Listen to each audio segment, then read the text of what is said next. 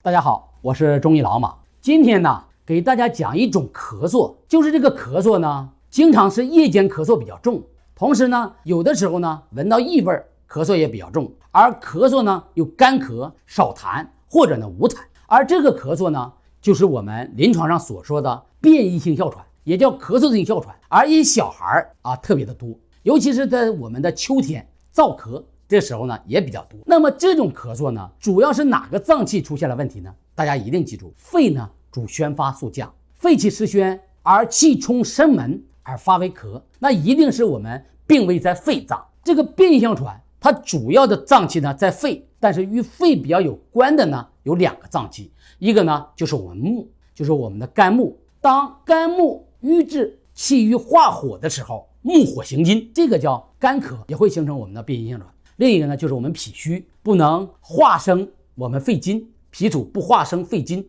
而不能培养肺金，而肺气虚弱，而造成气冲声门，而引起我们变性哮喘的咳嗽。所以说，日常的生活呢，日常的饮食我们怎么注意呢？第一个呢，吃一些干粮。为什么干粮呢？因为肺喜润而无燥，吃一些干粮养肺阴的一些食物，这样呢，我们的肺气得调，肺阴得补，而且呢，肝火得益，因为呢，这个干粮的食物呢，能够呢抑制肝火，那么我们木火行金的变性哮喘呢，得到很明显的缓解。另一个呢，我们的食物呢，要吃一些好消化的食物，好消化以后呢，我们的脾土得以健旺，这样呢，脾气充旺，而化生气血的能力得到补强，那么脾土生肺金，而肺气得养，那么我们的症状呢，也慢慢的得以缓解。关于这个变异性哮喘咳嗽所引发的饮食上的调养的病案，就给大家分享到这儿，谢谢大家的观看。